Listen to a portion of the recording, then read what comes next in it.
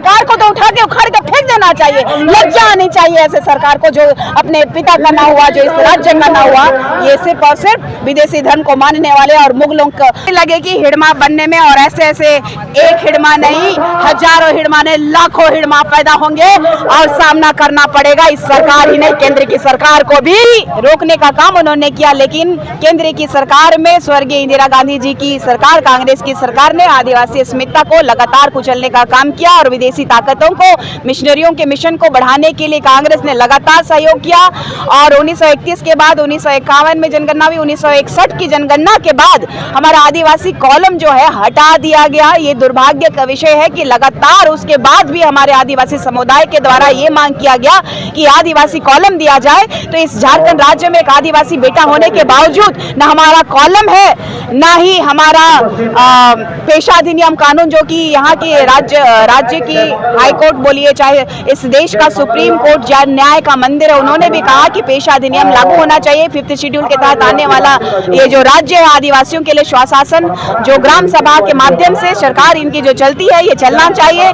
लेकिन ये सरकार बिल्कुल नहीं सुन रही है और लगातार हमारे हकमारी जो है मिशनरियों के द्वारा की जा रही है। बाबा पंकराज ने भी कहा था, सोच लीजिए उस समय की धर्मांतरितों ने हमारा 75% जो आदिवासी कल्याणकारी योजनाओं का लाभ जो है ये लोग उठा रहे हैं, तो सोच लीजिए 75% अगर वो लोग उठा रहे हैं तो हमारा कितना प्रतिशत बट रहा है। तो हमारे पास तो जिनमें जो आदिवासी है, जो रूढ़िवादी परंपरा को मानने वाले, जो इस देश की संस्कृति परंपरा को बचा करके रखने वाले लोगों का आज जो अस्तित्व है वाकई खतरे में है। इसीलिए हम लोग चाहते हैं कि हमारे देश में आदिवासियों की अस्मिता बची रहे और आदिवासी संस्कृति की वजह से ये देश जाना जाता है संस्कृति का देश के रूप में। तो हमारे आदिवासियों को बचाने का काम ये सरकार क्यों नहीं करी? अगर ये सरकार अगर किसी भी तरह विफल हो रही है, अगर अपने वोट बैंक के राजनीति के चक्कर में अगर हमारा जो हक अधिकार है वो बचा नहीं पा रही है, तो केंद्र की सरकार को इस बात चेताने का काम हम लोग प्रखरता से कर रहे हैं। और मुंडन के माध्यम से हम अपने बाल को, केस को हम भेजने का काम करेंगे। इस देश के प्रथम नागरिक के रूप में इस देश की राष्ट्रपति जो इस झारखंड राज्य में भी राज्यपाल के रूप में पदस्थापित रही हैं, महामहिम द्रौपदी मुर्मू जी, जो इस राज्य में राज्यपाल थी उस समय 2017 में धर्मांतरण बिल लागू हुआ था। वो भली भांति जानती हैं, वो रूढ़िवादी परंपरा को मानने वाली आदिवासी बेटी है, वो समझेंगे जरूर। और हमारे झारखंड राज्य में जो धर्मांतरण का खेला चल रहा है, जो हमारा आरक्षण का लाभ ये लोग उठा रहे हैं, इसका मुझे पूर्ण संभावना है कि केंद्र की सरकार इस पर संज्ञान लेगी। अगर केंद्र की सरकार संज्ञान नहीं लेती है तो मैं ओपन कहती हूँ कि हिड़मा बनते आदिवासियों को देरी नहीं लगेगी। हम अपना जल, जंगल, जमीन बचाने में सक्षम है। चाहे भगवान बिरसा मुंडा जी की बात कीजिए, चाहे पंकराज बाबा कार्तिक उरांव जी की बात कीजिए, आदिवासी अस्मिता की जब जब बात आती है या धर्मांतरण का मुद्दा आता है, तो भगवान बिरसा मुंडा जी को भी मिशनरियों के मिशन के माध्यम से शिक्षा का प्रलोभन दे करके भगवान बिरसा मुंडा जी को बिरसा डेविड, बिरसा डॉग कर दिया गया था।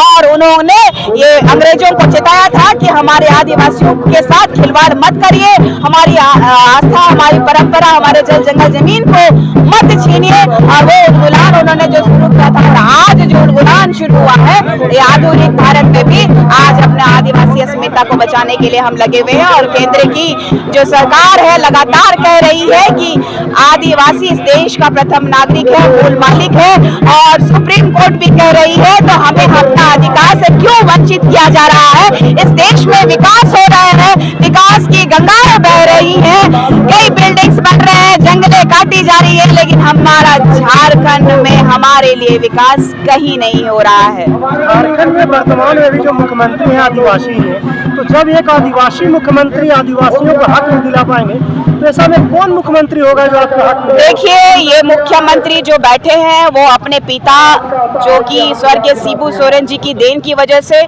ये इस राज्य के माननीय मुख्यमंत्री को देख लीजिए, वो सिर्फ और सिर्फ राजपाट में लगे हुए। उनकी पत्नी भी विधायक है, उनका भाई भी विधायक है, उसके बावजूद उनके पिता जो है पूर्व सीएम रहे, उसके बावजूद उनके गांव का रोड नहीं बन पाया था। उनके गांव में उनके पिताजी के मरने के बाद रोड बना, उसके बाद बिजली आई, तो उनसे विकास की क्या उम्मीद करें? करेंगे।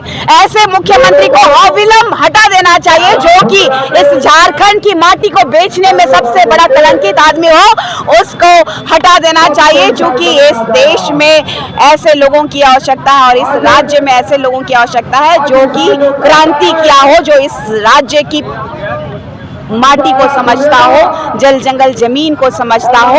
और इस झारखंड राज्य के सीएम में ये कुवत नहीं है कि वो धर्मांतरित मिशनरियों का खिलाफ में जा सके।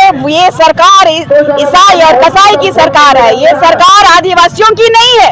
ये आदिवासी अगर कोई भी संघर्ष किया होता, एक भी आंदोलन करने अपने पिता के साथ गए होते तो उनका सम्मान करती मैं, लेकिन लगातार और सिर्फ अपना कुर्सी बचाने की राजनीति करने में ये हेमंत सोरेन माहिर है। और उनकी पत्नी जो है भौजी कल्पना सोरेन जो है सिर्फ और सिर्फ अपना कुर्सी बचाने में लगी है। आदिवासियों की अस्मिता से इनको कोई मतलब नहीं है। आज जो है आदिवासी परंपरा जो है खतरे में है, चाहे आदिवासियों का जो धार्मिक स्थल है वो भी छीनते जा रहा है। आज देख लीजिए हमारे पहान पुजार बैगांव को जो हमारी जो जमीनें दी जाती थी, जो व्यवस्था की जाती थी हमारे समाज के द्वारा कि देख रेख के लिए दिया जाता था, वहाँ हमारे पुरखों का पूजा पाठ किया जाता था उस जमीन में, उनको तक ये बेच दे रहे हैं। इस सरकार में ऐसे घिनौनी काम किए जा रहे हैं जो हमारी आत्मा को बेचा जा रहा है। आप देख लीजिए कि रिम्स 2 का प्रकरण देख लीजिए, हमारी आत्मा पे खिलवाड़ किया था। अभी जो रिम्स के पास में जो जमीन एक्वायर, जो रैयतों का जमीन एक्वायर कर रहा है, तो ये सरकार को लाज आना चाहिए, शर्म आना चाहिए, स्वतः रेजिग्नेशन दे देना चाहिए या तो जेल चले जाना चाहिए, जो कि इतना करप्ट आदमी है ये हेमंत सोरेन का सरकार। और उनका देख लीजिए कि हमारे आदिवासियों की हत्याएं कराने वाला पंकज मिश्रा कौन है? हेमंत सोरेन का सबसे खास आदमी और सबसे बड़ा दलाल के रूप में इस झारखंड में जाना जाता है, लेकिन उनका कोई कुछ नहीं उखड़ पा रहा है। आप देख लीजिए कि सबसे बड़ी बात है कि अभी हमने एक भाई को खोया फेक एनकाउंटर में, सूर्य नारायण हांसदा को। क्या चाहते हैं कि निशा भगत कभी ऐसे फेक एनकाउंटर हो जाए या फिर हमारे युवाओं का ऐसे फेक एनकाउंटर हो जाए? कई लोगों को, हमारे आदिवासियों को माओवादी करके मार दिया गया है, धर्मांतरण कराया जा रहा है। क्या है इस झारखंड राज्य में विकास के नाम पे? आज भी साइकिलें दे रहे हैं लेकिन सड़कें नहीं बनाई जा रही है। हमारे लोग बीमार होते हैं तो 4 पाई में चलते हैं और अगर दिखाया जाता है तो मीडिया पे केस होता है। तो ऐसी सरकार को तो उठा के उखाड़ के फेंक देना चाहिए। लज्जा आनी चाहिए ऐसे सरकार को, जो अपने पिता का ना हुआ, जो इस राज्य का ना हुआ।